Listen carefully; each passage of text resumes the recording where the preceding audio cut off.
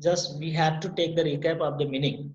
So here it is saying accounting standard. Standard means what? Key standard means some base on which we do record the transaction in the books of account. So this is what accounting standard. So accounting standard should be common to all. That's why we can compare our books of account, our report. So it is saying accounting standards are written statement of uniform accounting rules and guidelines issued by the accounting body of the country. Who's the accounting body of the country? I have told yesterday. You can see here in the bracket. Institute of Chartered Accountants of India, to be followed while preparing and presenting the financial statements. Right? So यहाँ कह रहा है कि जब हम एक accountant maintain कर रहा होता है अकाउंटिंग ट्रांजेक्शन्स को ऑफ अ बिजनेस फर्म, तो उस समय उसको क्या रूल, क्या मेथड, अब प्रिंसिपल्स, गाइडलाइंस फॉलो करना चाहिए, वो इस अकाउंटिंग स्टैंडर्ड से समझ पाता है. Okay, anyone want to ask? Someone was raising their hand. Okay. So further it is saying these accounting rules and procedures are related to, so this rules and procedure what they have framed under the accounting standard. So these accounting rules and procedures are related to for what? You can see here measurement, valuation and disclosure of accounting information in the financial statement. Right? So हम लोग जब financial statement prepare करते हैं तो कैसे major करना चाहिए किसी की वैल्यू, वैल्यूएशन किस मेथड से करना चाहिए और कौन कौन सा इंफॉर्मेशन डिस्क्लोज करना चाहिए, ये सारी चीजों के बारे में अकाउंटिंग स्टैंडर्ड बताता है. ठीक है, तो हम लोगों ने कल पढ़ा था कि कितने अकाउंटिंग स्टैंडर्ड अभी तक थे. Up to 1 April 2010 32 accounting standards have been issued by ICAI. So up to 2010 it was. So now as per Kohler, accounting standards are a code of conduct imposed on accountants by custom, law and professional body. तो ये बता रहा है कि accounting standard एक तरीके से code of conduct है, बट इससे आसान आपको डेफिनेशन ऊपर लगेगा. Accounting standards are written statement of uniform accounting rules. Uniform means एक जैसा अकाउंटिंग रूल्स और गाइडलाइंस होता है issued by the accounting body, जो कि हर देश का, हर कंट्री का एक अकाउंटिंग बॉडी होता है. जैसे इंडिया में है ICAI which issued the degree of this CA, chartered accountants की. So to be followed while preparing and presenting the financial statement. Okay, now let me discuss today nature and objectives of accounting standard, because yesterday we had studied the meaning. So nature, what is the nature? So first nature is saying accounting standards are the guidelines. Okay, accounting standards are the guidelines to the accounting professionals. किसको guide provide करता है, guideline देता है ये accounting professionals, means accountant को, जो professional body who maintains the books of account, so as to enhance the reliability of financial statement among its users. तो ये बता रहा है कि नेचर क्या है या ऑब्जेक्टिव क्या होता है अकाउंटिंग स्टैंडर्ड्स का बनाने का. तो इसका पर्पस पहला बता रहा है कि accounting standards are the guidelines to the accounting professionals so as to enhance means increase करना, the reliability यानी reliability बढ़ाना, reliable बनाना, किस चीज को, of financial statements among its users. तो जितने भी accounting users हैं, information के users हैं, उन लोगों के अंदर फाइनेंशियल रिपोर्ट का रिलायबिलिटी बढ़ सके कि हाँ ये सही तरीके से बनाया गया है, प्रॉपर अकाउंटिंग स्टैंडर्ड्स को फॉलो किया गया है, अपने मनमानी तरीके से नहीं बनाया गया है. Second objective of this, the basic objective of accounting standard is to bring uniformity in the accounting practices and to ensure consistency and comparability in the financial statement over interperiod and from other similar form. तो ये क्यों, इसका purpose देखो, दूसरा क्या prove हो रहा है कि to bring uniformity in the accounting practices. अगर अकाउंटिंग स्टैंडर्ड नहीं होता मतलब कोई बेस नहीं होता।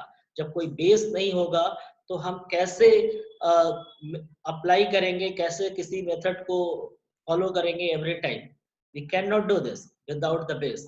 फॉर एग्जाम्पल, जब आप कोई सामान देखो परचेस करने जाते हो मार्केट से, मैं एक एग्जांपल बता रहा हूँ कि अगर से आपको 1 kg शुगर परचेस करना है तो 1 kg शुगर कैसे देगा? There should be some base ना, वेट होता है 1 kg का।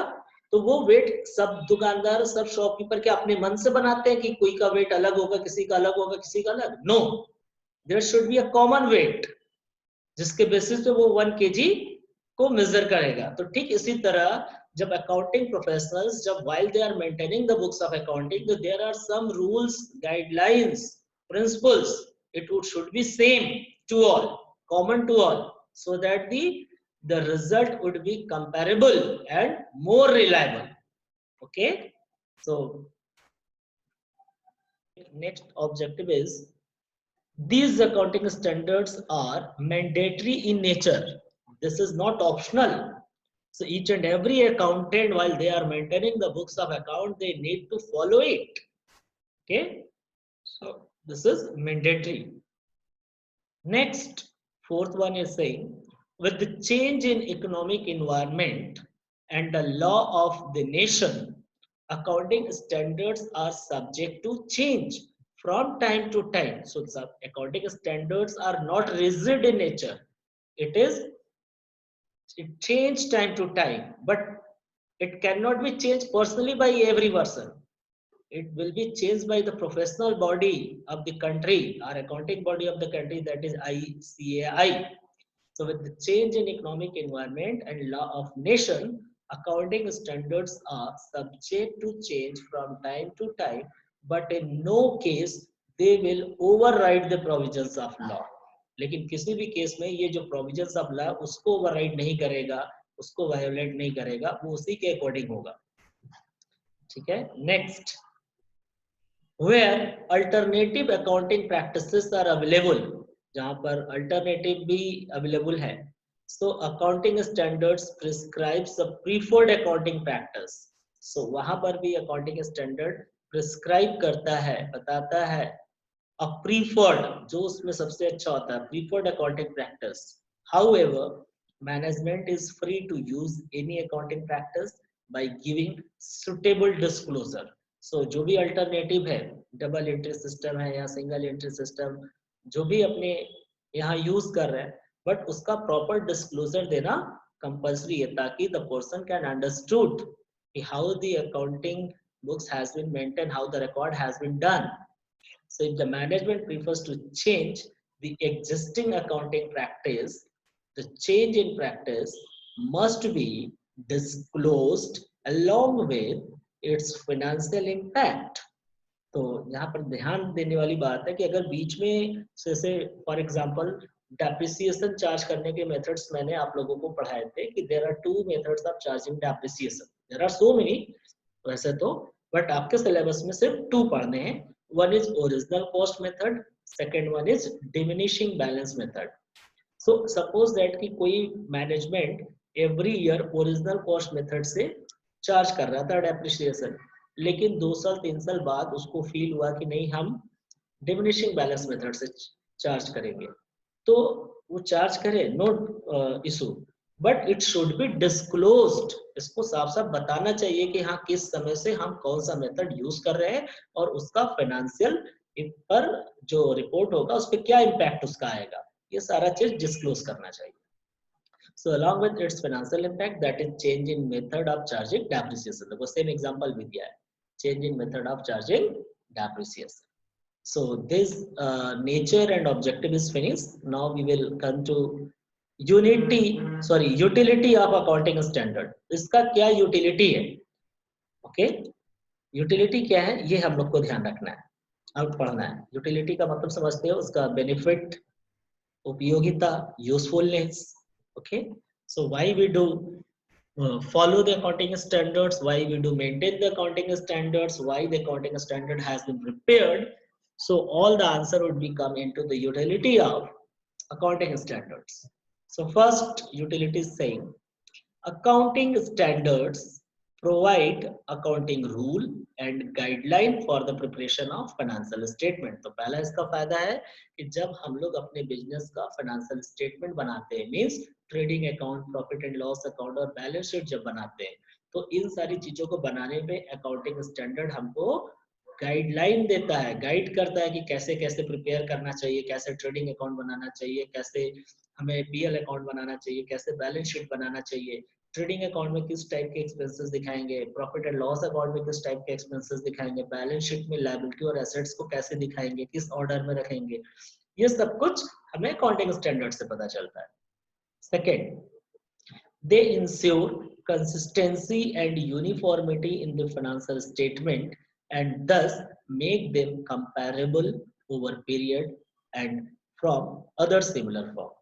Okay, तो यहाँ कह रहा है कि ये इंश्योर करते हैं किस चीज का, अकॉर्डिंग स्टैंडर्ड अगर से हम फॉलो कर रहे हैं तो it will make ensure that consistency, अगर हम फॉलो कर रहे हैं तो इसका मतलब कंसिस्टेंसी और यूनिफॉर्मिटी हमारे फाइनेंशियल स्टेटमेंट में होगा।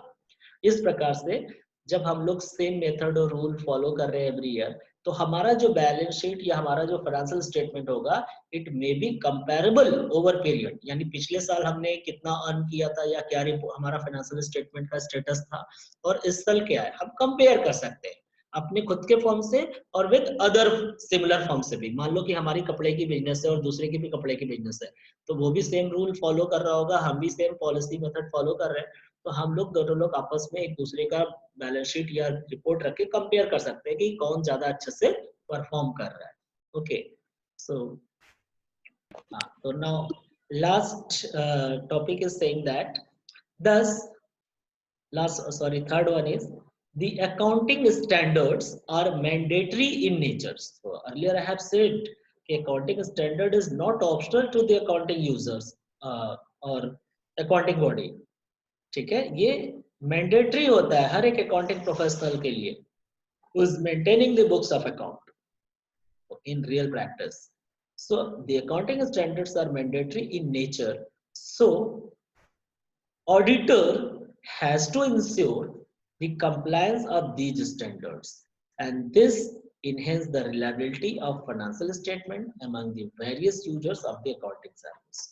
So कह रहा है यहाँ पे कि accounting standards are mandatory, compulsory है सभी के लिए नेचर, और इसीलिए जो ऑडिटर होता है, ऑडिटर का काम क्या होता है कि जब अकाउंटेंट सारी बुक को रिकॉर्ड कर लिया होता है तो ऑडिटर वेरीफाई करता है, चेक करता है कि जितनी भी रिकॉर्डिंग हुआ है बुक्स में जितने भी ट्रांजैक्शन रिकॉर्ड किए गए हैं उसके पीछे क्या सपोर्टिंग डॉक्यूमेंट है या नहीं, एविडेंस है या नहीं, हर एक चीज को वेरीफाई करता है। ठीक है, और किस मेथड से किया गया है, तो ये सारी चीजें वेरीफाई करता है ऑडिटर। तो यहाँ पे अकाउंटिंग स्टैंडर्ड्स अगर फॉलो नहीं किया जाता तो ऑडिटर के लिए दिक्कत होता है, इसीलिए कह रहा है कि the accounting standards are mandatory in nature, so auditor has to ensure the compliance of these standard, और ऑडिटर इस बात की इंश्योरिटी करता है कि फॉलो किया गया है स्टैंडर्ड और not. So thus this enhances the reliability, और हम जब फॉलो करते हैं अकॉर्डिंग स्टैंडर्ड तो हमारे फाइनेंशियल रिपोर्ट की जो रिलायबिलिटी होती है वो बढ़ जाती है। ठीक है, और among the various users of the accounting service. Next, fourth one, it is saying the mandatory nature of accounting standards ensure complete disclosure of the accounting policies and practices. जैसा कि हमें पता है कि मैंडेटरी है, तो मैंडेटरी का मतलब कि हमें प्रॉपर फॉलो करना पड़ेगा गाइडलाइंस जो दिया गया है अकाउंटिंग स्टैंडर्ड में, और उसमें ये भी लिखा गया है कि प्रॉपर हम जो भी पॉलिसी प्रैक्टिस अप्लाई कर रहे हैं उसको डिस्क्लोज करें। So it means the mandatory nature of accounting standards ensure complete disclosure of accounting policies and practices. Thus, reliability of financial statement is further enhanced. तो इस प्रकार देखा जाता है कि रिलायबिलिटी की बढ़ जाती है फाइनेंशियल स्टेटमेंट की अगर हम अकाउंटिंग स्टैंडर्ड फॉलो कर रहे हैं। अगर हम फॉलो नहीं करेंगे तो मेरा अकाउंटिंग जो रिपोर्ट होगा वो इनवैलिड हो जाएगा, उसको कोई भी फॉलो नहीं करेगा। ओके, सो अब हम लोग पढ़ेंगे आज थोड़ा बहुत, और आगे जो पढ़ना है ये लर्न करने वाला है, इसको पढ़ना नहीं है, आप ध्यान दो।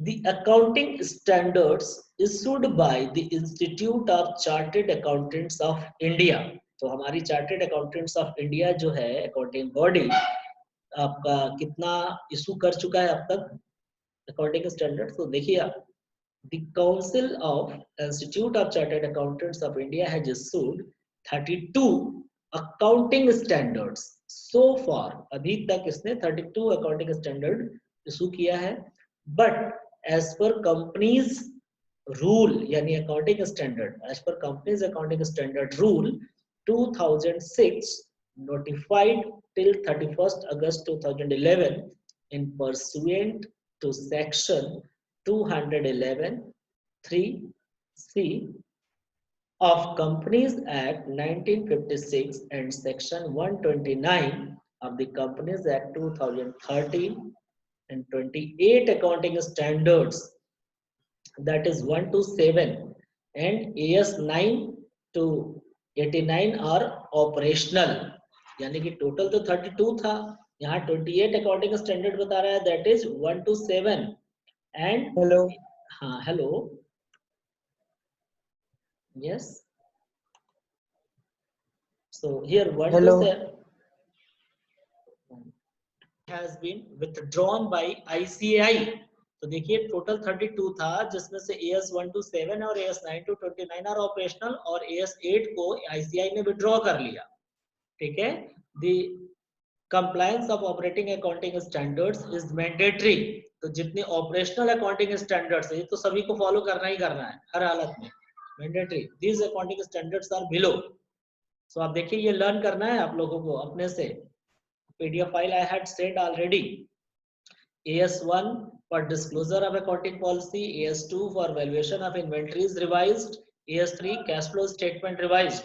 तो this means कि जब हम accounting policy को बनाते हैं तो उसको disclose करने के लिए AS1 में कहा गया है, valuation of inventories कैसे किया जाएगा AS2 में बताया गया है, AS3 में बताया गया है कि कैश फ्लो स्टेटमेंट कैसे बनाया जाएगा, AS4 में बताया गया कौन से रूल फॉलो करने होंगे, कैसे contingencies and events occurring after the balance sheet date, अगर से बैलेंस शीट बनाने के बाद कोई कॉन्टिजेंसी यानी अचानक से आ जाता है कोई इवेंट ऐसा ऑकर करता है तो उसको कैसे ट्रीटमेंट किया जाएगा, AS4 में रिकॉर्ड किया जाएगा, AS4 के अकॉर्डिंग बनाया जाएगा।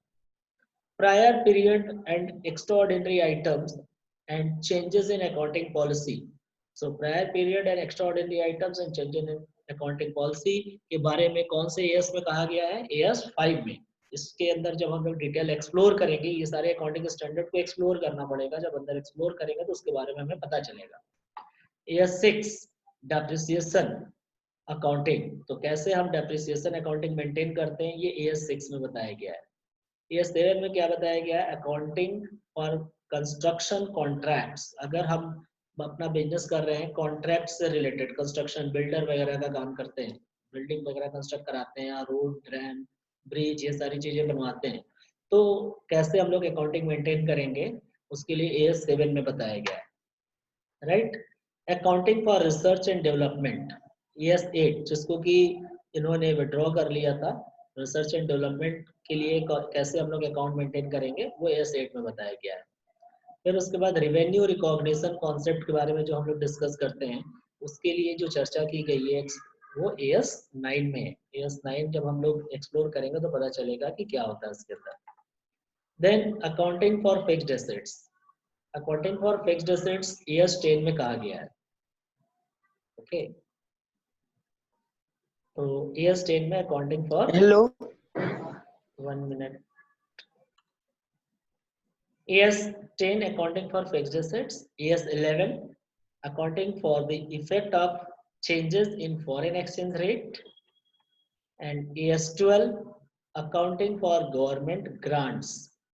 ये सब हम सिर्फ आपको बता रहे हैं, इसको अपना अब जैसे जैसे दो दो चार चार करके याद कर सकते तो याद करके अपने पास रखना, नहीं नोट्स बना लेना, इसका बहुत नहीं, बस थोड़ा बहुत कुछ ऐसे यस है जो कि इंपॉर्टेंट क्वेश्चंस में आते हैं एग्जाम्स में, सिर्फ नेम लिखना होता है।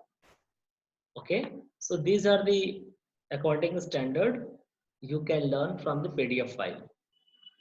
Okay, total 32. Here you can see in the note years 30 to 32 were non-mandatory. 30 से 32 तक non-mandatory standards है, financial instrument recognition, measurement, instrument presentation और disclosure.